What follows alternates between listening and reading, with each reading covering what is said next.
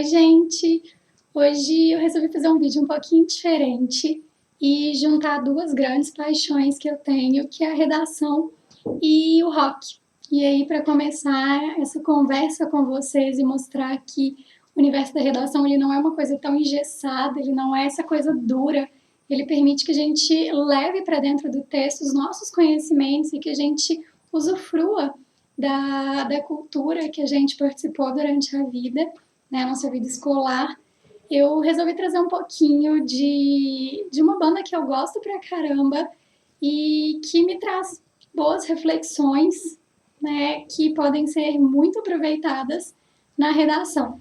Então esse vídeo de hoje ele é um oferecimento especial aí para os nossos alunos maravilhosos, né, e outros alunos também que chegam até aqui e que sempre reclamam que estão cansados de usar os mesmos repertórios e que às vezes usam repertórios filosóficos ou sociológicos sem realmente entender ou sem aquilo ter feito parte, né, da trajetória escolar da pessoa. A gente tem que entender que, embora o ideal fosse que todo mundo tivesse acesso de maneira igual a todo tipo de conhecimento, inclusive o filosófico e o sociológico, a gente sabe que isso não é uma realidade no Brasil inteiro e muita gente não, durante a formação acadêmica, não passa por esses conteúdos. Depois, na hora de fazer a prova do Enem, na hora de se preparar para fazer a redação do Enem, acabam memorizando, decorando aí conceitos e conhecimentos que não sabem nem aplicar corretamente, né? Como tem pessoas que até viram isso na escola, estudaram e tudo, mas não tem mesmo muito apreço, não tem muita intimidade com o assunto. Isso é uma coisa ok, nem todo mundo tem que amar tudo, né? Da mesma forma que eu gosto de filosofia, eu gosto de música, tem gente que não gosta, tem gente que gosta de outras coisas que eu não gosto. E a gente tem que tentar enxergar isso, explorar o que a gente tem de melhor, né? O que a gente conhece mais, aquilo que a gente domina, usar esse potencial para poder legitimar os argumentos da redação e não ficar totalmente preso ali a só pode usar tal coisa, né? Ou então a toda a redação nota 1000, ela só cita filósofo. Não. A gente já viu nos últimos anos que tem aparecido série, tem aparecido filme, tem aparecido muita coisa da cultura pop e a nossa chance agora é de tentar explorar esse universo da música e levar isso para dentro da redação. Então, para a gente começar a falar um pouquinho sobre isso, né, eu escolhi uma banda que eu gosto pra caramba, né, eu sou aí uma grande entusiasta do rock, gosto muito do rock nacional, mas resolvi escolher hoje uma das maiores bandas de rock para mim, do rock internacional, que é o Pink Floyd. Escolhi porque eles têm alguns álbuns conceituais que eu acho que são mais fáceis para a gente começar essa conversa. Então, pode ser que depois eu traga outras coisas aí do meu universo para vocês também, né? Não só do rock, mas do heavy metal, do thrash metal também, que eu gosto bastante.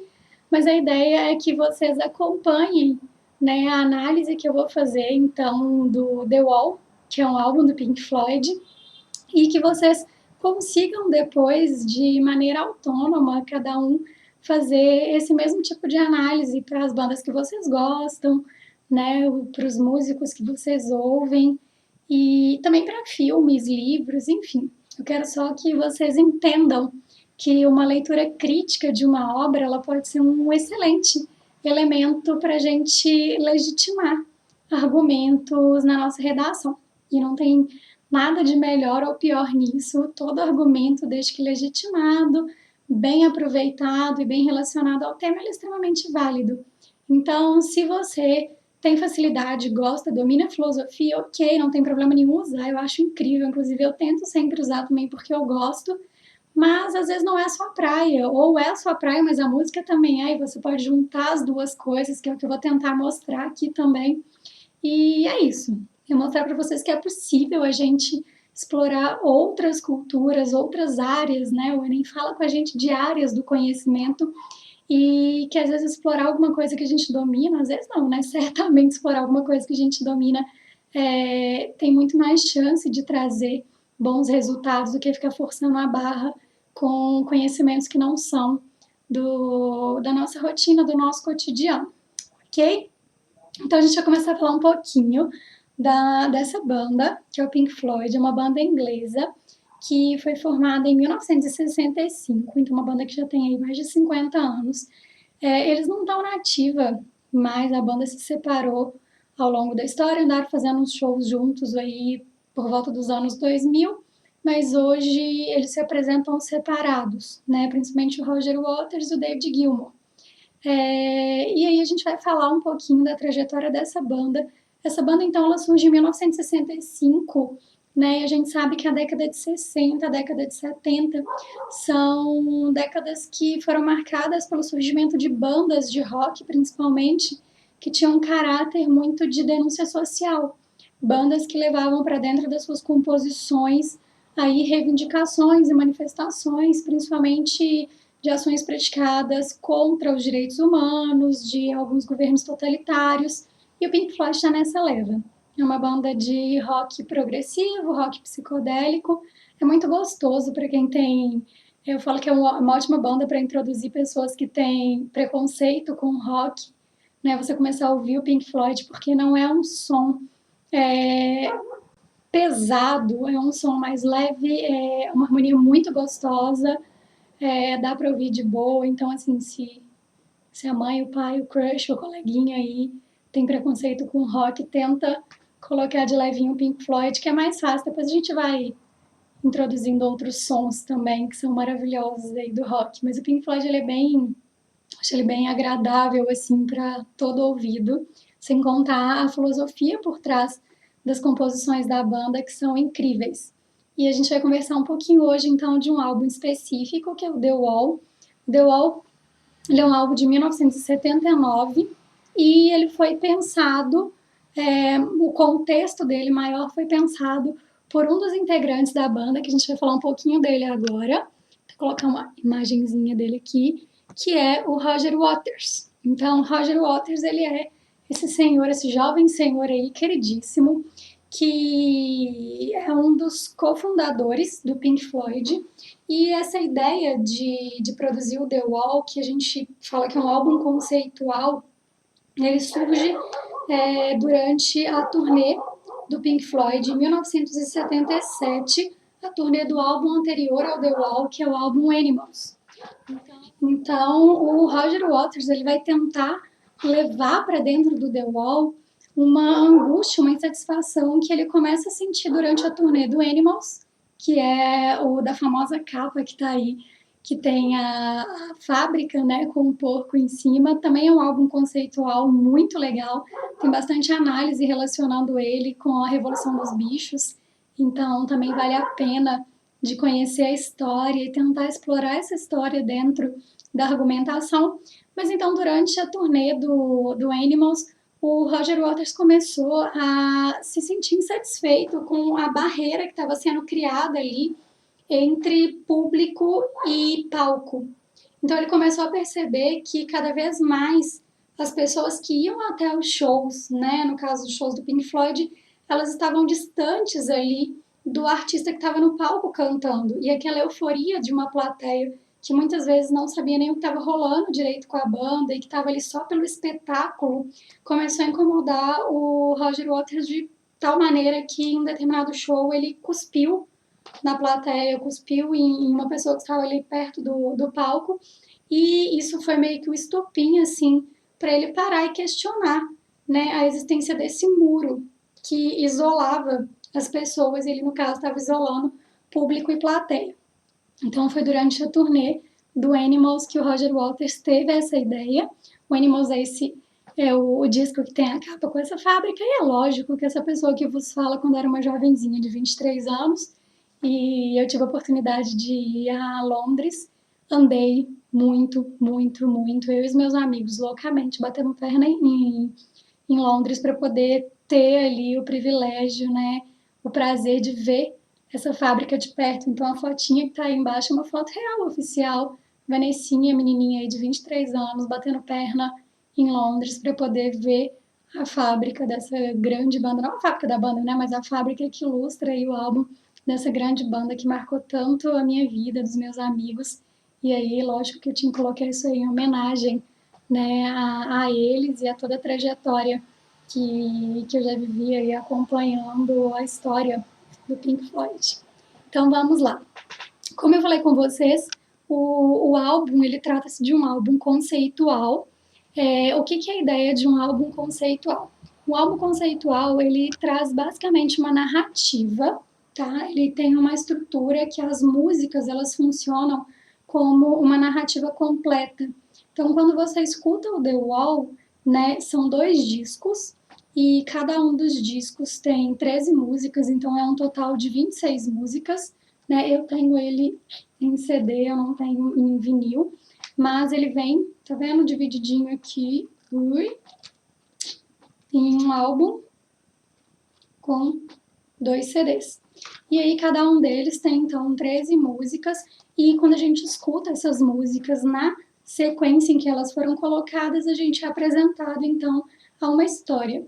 Essa história é uma história teoricamente autobiográfica do Roger Waters. Ele esteve no Brasil recentemente com a turnê da carreira solo dele, e o Roger Waters, ele é um grande ativista da causa social, então um grande defensor dos direitos humanos, e frequentemente está aí envolvido, ele participa de manifestações contra o totalitarismo, né, contra a opressão e a favor mesmo dos direitos humanos e da dignidade para todas as pessoas. Então o álbum ele vai ter também essa pegada bem ativista, que é uma pegada característica do Roger Waters, então. E o álbum é um pouco autobiográfico mesmo, não um pouco, não tanto autobiográfico, porque o personagem que vai ter a história narrada, ele vai inclusive se chamar Pink, ele tem aí uma trajetória que é uma trajetória bastante similar à do Roger Waters, ok? Então vamos começar contando um pouquinho dessa história. Então, para começar, eu vou só adiantar que eu não vou entrar em tantos detalhes assim da história, não vou entrar nos pormenores, até porque o objetivo aqui é fazer uma análise dessa narrativa, tentando explorar, né, elementos que podem ser aproveitados na redação e também tentando propor um diálogo, né, com outras questões aí que também podem ser usadas como repertório, para vocês poderem observar a riqueza de informações que a cultura pop ela pode nos trazer e tentar aplicar isso também para outros contextos. Então a gente vai começar com o The Wall trazendo para a gente a narrativa do Pink, tá? Então esse álbumzinho aqui traz a narrativa do Pink. O Pink ele é um jovem, tá? Um jovem rockstar. E ele tá ali, num primeiro momento, nessa sensação de angústia mesmo, que é a sensação de ter um muro que separa ele da plateia. Então, é uma sensação que vai trazer pra gente aquilo que o Roger Waters, durante a turnê do Animals, estava sentindo. A gente vai começar a ser apresentado a vida do Pink, a gente vai começar, então, com o pedaço da infância dele. A gente vai descobrir que ele nasceu num contexto de final da Segunda Guerra Mundial. O pai dele, que tinha sido enviado para a guerra, ele acaba morrendo, né? A gente sabe que na Segunda Guerra Mundial, mais ou menos 300 mil soldados ingleses morreram, e o pai do Pink, então, é um desses soldados. Então, ele vai crescer ali num ambiente que é um ambiente que foi socialmente mutilado, né? Porque ele tem a perda ali da figura paterna, e uma perda que não é uma perda acidental, nem é uma perda natural, mas é uma perda provocada por armas de fogo, uma perda provocada por um conflito bélico. Então, isso vai fazer com que o Pink cresça, né, em um lar marcado pela dor e pela perda de uma guerra. E vai gerar nele uma espécie de um trauma. E a gente vai começar a entender que as situações conflituosas que o Pink vive na vida dele, e elas vão se materializando ali, elas vão se transformando em traumas, e ele vai usar esses traumas mais ou menos para se proteger do mundo. Então, cada situação conflituosa que ele vive, ele vai transformar em um tijolo, e esse tijolo vai começar a construir um muro em volta dele. Então, o primeiro tijolo que a gente vai ver o Pink construir é o tijolo mesmo ali da perda do pai no contexto da Segunda Guerra Mundial. E aí ele começa a construir, então, um muro de proteção contra uma sociedade que é uma sociedade nociva, né? Uma sociedade ali que estava trazendo prejuízo para ele.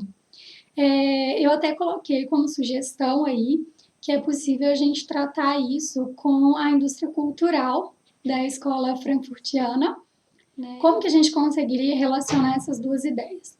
Bom, a gente começa a obra, né, ali na perspectiva de um rockstar que se sente incomodado com o distanciamento que existe entre plateia e público, né? E aí ele começa a questionar se aquele público está ali de fato para usufruir do conteúdo e para estar junto com a banda, né? E é um público que está de fato conectado com a ideia da banda, ou se é um público que está ali simplesmente pelo espetáculo, está ali simplesmente pelo evento, né? E a gente sabe que a indústria cultural, ela traz essa ideia, ela passa por essa noção de que a indústria, ela aproveita, né, dos bens culturais para transformar a população em verdadeira massa de manobra. Então, a gente pode pensar que aquelas pessoas que estão ali, elas estão em função, né, dessa relação da indústria cultural com a formação de massas de manobra e não no momento de apreciação, no momento ali de relação mais intimista com o artista que está no palco, né, que foi o que motivou então aí o Roger Waters a pensar esse álbum. Então o Pink, ele tá lá, a gente vai saber então que o primeiro tijolo no muro dele é exatamente a questão da perda do pai, e principalmente a perda do pai num contexto aí de um conflito armado, de um conflito bélico, e depois o Pink, então, ele começa a crescer, e à medida que ele vai crescendo, ele vai passar por uma trajetória que é uma trajetória natural, que provavelmente vocês passaram, eu passei também, que é a ida para a escola. E aí, a partir do momento que o Pink vai para a escola, ele vai começar a passar por novos conflitos.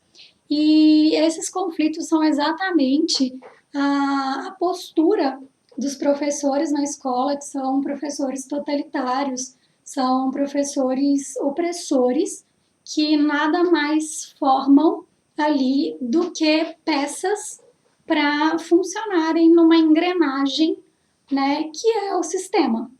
Então, eles não estão preocupados em formar pessoas que tenham senso crítico, que desenvolvam a capacidade de analisar, de compreender situações, de se posicionar politicamente, mas pessoas que simplesmente vão compor a engrenagem do sistema e vão fazer o sistema continuar funcionando normalmente, funcionando do jeito que ele funciona, né? Então, são pessoas que basicamente não se rebelam contra um sistema opressor, um sistema totalitário.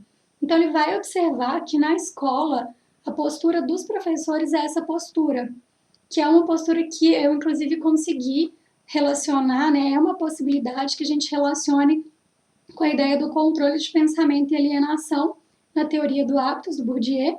Então, a gente pode pensar que o que a escola faz com o Pink, né, e com os outros alunos, mas a gente está ali numa perspectiva quase que de uma primeira pessoa, do Pink contando, né, a versão dele dos fatos, é basicamente um controle mesmo do pensamento e a construção de uma sociedade, né, a manutenção de uma sociedade completamente alienada e uma sociedade que não luta pelos seus direitos, uma sociedade que não questiona, uma sociedade que simplesmente aceita as coisas do jeito que são. E todo o trauma vivido por isso é um sistema extremamente opressor, não é uma escola que trabalha para o crescimento humano do sujeito, nem dá autonomia a ele, mas trata-o como se fosse simplesmente mais um ali dentro da sala que devesse seguir cegamente as instruções. Isso vai também se tornar uma situação traumática na vida do Pink, e isso vai então ser mais um tijolo que vai aumentando o muro que ele vai construindo em volta dele mesmo, ok? Depois a gente ainda tem uma menção, né, à figura da mãe do Pink. Ele vai falar com a mãe, ele vai ter um diálogo com ela e vai virar e falar: mãe, por que você me protegeu? Sabe, você me protegeu até de mim mesmo. Então a gente vai ter uma figura aí de uma mãe, né, que é uma mãe extremamente super protetora, mas a gente sabe que até a superproteção, né, a proteção em excesso, ela pode ser algo nocivo, né? Então ela não vai ser exatamente uma coisa saudável, porque é uma proteção que sufoca o Pink. E como ele se sente extremamente sufocado, né, é uma proteção que a gente percebe que ela não contribui para o crescimento dele. E aí ele vai então se queixar disso.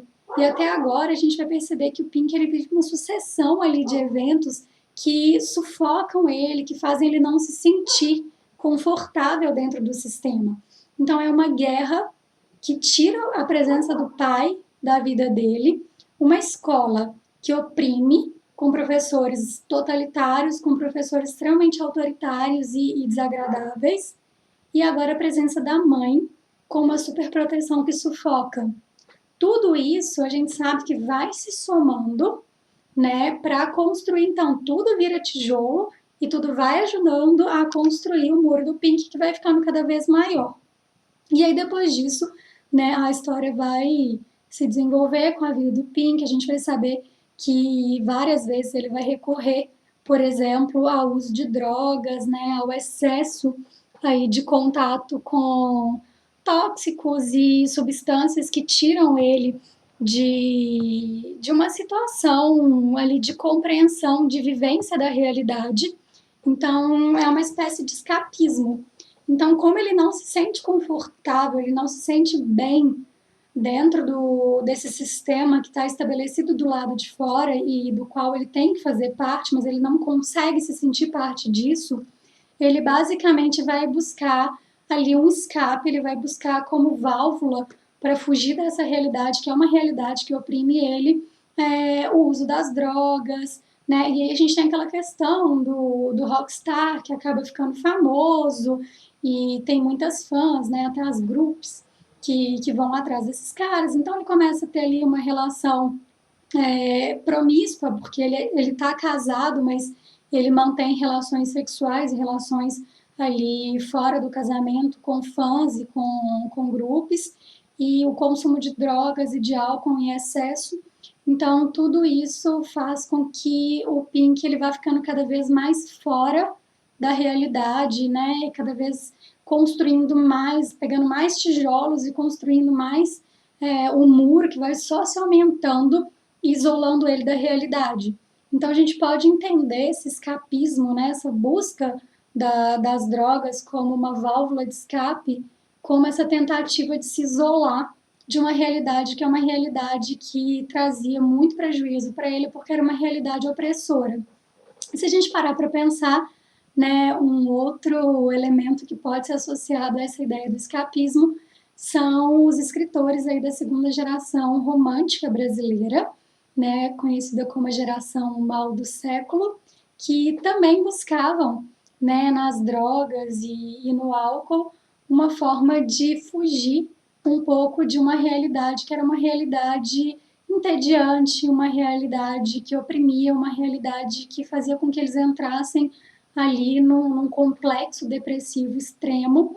E a droga ela é uma evasão, o álcool ele é entendido como uma evasão para essa turma da segunda geração romântica e também se tornou aí um sistema de fuga para o Pink.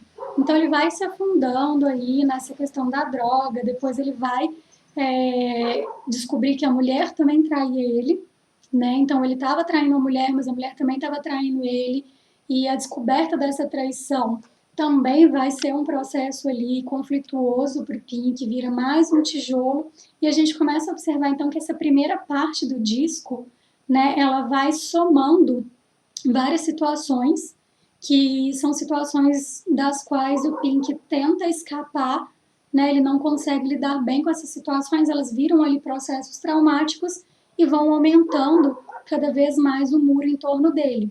Então a gente tem aí uma relação do Pink quase que um vitimismo niilista, sabe? Ele vai se colocando como uma vítima do sistema e decide se isolar de tudo aquilo que ele considera que é opressivo, de tudo aquilo que ele considera que traz prejuízo para a vida dele, que prejudicou ele de alguma maneira. Beleza? Então, nessa leva de episódios traumáticos, o muro do Pink finalmente termina de ser construído e aí ele se torna de fato isolado da realidade. Então, essas situações vão construindo aos pouquinhos o muro finalmente se fecha E quando o Pink percebe, ele está do lado de dentro do muro e o resto das pessoas estão do lado de fora. E isso vai fazer com que ele comece a entrar meio em parafuso também. Que ele vai perceber que tudo que ele fez, que todas as ações dele, nada mais fizeram do que isolar ele do resto das pessoas. E aí, ele vai chegar à conclusão de que cada tijolo que ajudou a construir esse muro nada mais eram do que aquelas pessoas que estavam do lado de fora e que contribuíram para que ele fosse ali uma vítima e que ficasse isolado do restante por um muro de proteção, por uma barreira de proteção.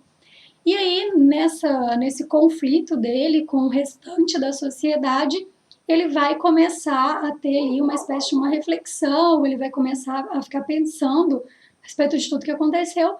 É uma viagem muito grande, né? E aí vocês pensam, uma pessoa que chega a esse ponto, né, de isolamento do restante da sociedade por questões conflituosas, por não se encaixar em um sistema, por não se sentir parte de nada, a pessoa já está numa situação totalmente depressiva, né? Inclusive a segunda parte do disco ela vai trazer também uma reflexão a respeito da loucura, né? Quem de fato é louco, quem se enquadra nesse sistema e vive uma vida mesmo sabendo ali que contribui para o próprio prejuízo, vive uma vida de obediência cega, ou a pessoa que percebe toda essa manipulação e tenta viver uma vida livre disso, né? Uma pessoa que não se enquadra em um sistema opressor. Então, a segunda parte do disco ela vai trazer, inclusive, essa reflexão.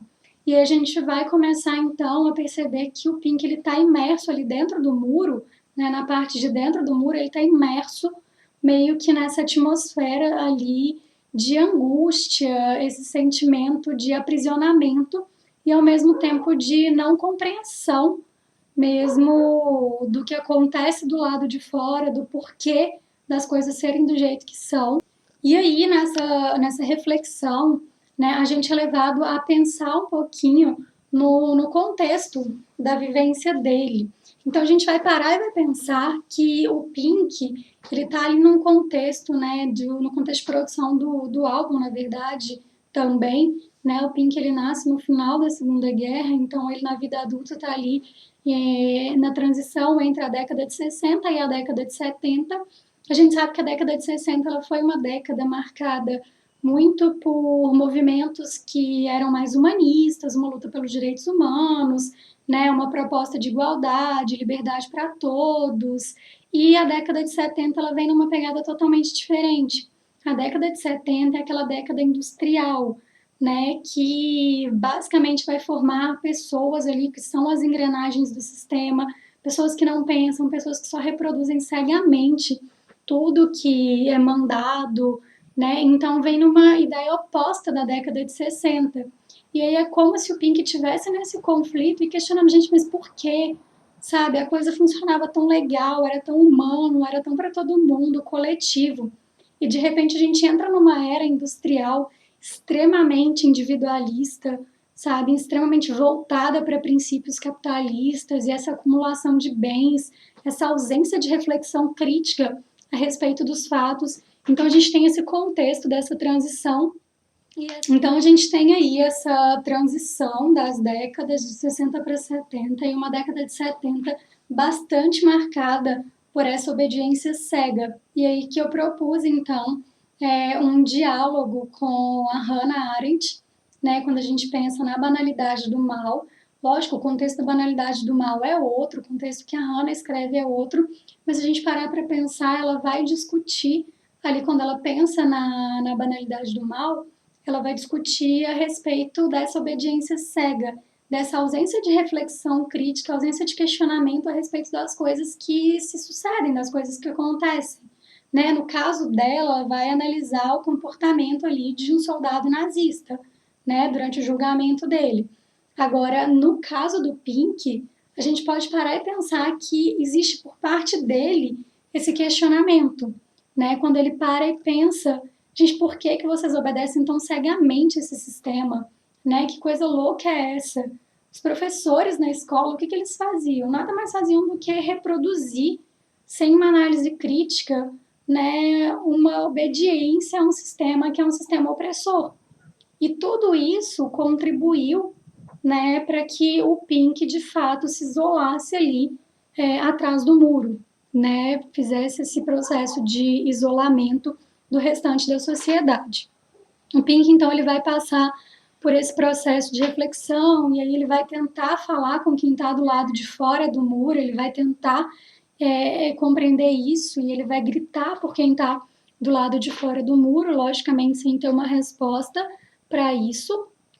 E logo em seguida ele vai ter um episódio em que ele tem ali um delírio, né? Tem gente que fala que ele tem um delírio como se ele se transfigurasse para a figura de um médico, mas enfim, ele tem um delírio que ele vai falar que ele está completamente ali entorpecido e no meio desse delírio ele vai se ver como um ditador. E aí, como um ditador, ele vai se aproximar muito da figura que tirou dele o pai, né, durante a Segunda Guerra, e ele vai perceber que ele está sendo nada mais do que aquele sujeito que começou a construção do muro dele. Porque se ele começa a construir esse muro no contexto da perda do pai, de repente, né, ele se torna esse ditador, esse tirano, que foi o responsável pelo prejuízo, pelo primeiro prejuízo da vida dele e que depois vai suceder aí uma consequência enorme, né, uma cascata gigante aí de outras complicações. E aí, nessa visão, o Pink vai se ver, então, como essa figura do ditador, e aí ele vai expressar todo o ódio dele antissemita, ele vai falar do ódio contra o negro, o ódio contra o usuário de droga, né? Então ele vai expressar, ele vai esbravejar mesmo ali o ódio contra essas minorias, né? Contra esses grupos. Vai falar que se pudesse mataria todo mundo, mas quando ele percebe que ele está nessa figura, né, desse ditador, ele decide então que ele quer sair, ele quer se livrar disso, né? Ele quer ficar livre de uma vez por todas dessa angústia, desse sentimento que está aprisionando ele. E aí então ele convoca um julgamento, né? Que no meu ver, na minha leitura, nada mais é do que um julgamento de autoconsciência. Mas nesse julgamento, então, vai aparecer a figura dessas pessoas todas que ele responsabilizou por terem construído esse muro, que ele coloca cada pessoa responsável ali por um tijolo, né? Então, as figuras da guerra, os soldados da guerra, as figuras da escola, os professores, a mãe, a esposa. Então, todos esses que ele fala que são ali os responsáveis por terem construído esse muro em volta dele, são convocados nesse julgamento. E aí o Pink vai passar pelo julgamento e no final a sentença dele vai ser destruir o muro. Então ele vai ser sentenciado no final desse julgamento a destruir o muro que ele mesmo construiu e a pagar como pena ali, além da destruição do muro, a volta da vivência, né, da convivência com as pessoas das quais ele se isolou. Então, basicamente, ele vai ter que voltar, se adequar a esse sistema, aprender a viver, né, no meio dessas pessoas ali. E é aquilo, a gente vai, então, chegar à conclusão de que a luta ela é diária. Né? A gente tem o famoso ditado matar um leão por dia, então é mais ou menos a ideia de quebrar um tijolo por dia. Né? Então, ao invés de usar esses tijolos para construir um muro e isolar a gente da sociedade, a gente pode pensar em, então, em vencer, né? Em romper esses tijolos, vencer isso e conseguir mudar mesmo, ou tentar mudar um sistema que é um sistema que oprime, um sistema que segrega e um sistema que provoca tanto prejuízo na vida de tanta gente. Então a ideia é mais ou menos essa, é lógico que vai muito além disso, como eu falei, são 26 músicas, então é muita coisa. Vale a pena para quem se interessar, para quem quiser buscar conhecer um pouquinho mais dessa obra, buscar escutar mesmo o álbum, escutar as 26 músicas, é uma delícia. A gente faça esse exercício. E tentem também fazer esse mesmo tipo de análise com outros álbuns, com outros artistas, com livros, com filmes, né? No Instagram a gente tem tentado colocar também essas análises de localização de temáticas dentro de filmes. A ideia é essa, mostrar que todo o conteúdo que vocês consomem, ele é um conteúdo que pode ser aproveitado, ele é um conteúdo que certamente dá para a gente subtrair aí algum assunto, algum tema, né, alguma ideia que vai servir para legitimar a nossa argumentação aí na redação do Enem. Então, depois eu vou tentar voltar com mais análises, com mais coisas do tipo, tentar trazer um pouquinho mais do meu universo, além da redação, né, de outros universos assim da minha vida, para vocês. E espero que vocês também comecem a fazer esse exercício e eduquem os olhos e eduquem a cabeça de vocês para poder perceber o quão rica é a cultura, né? Essa cultura que a gente chama de uma cultura pop, ela é extremamente rica, ela é valiosa, que dá pra gente subtrair muita coisa legal dela. Então é isso, depois eu volto com mais coisas pra gente.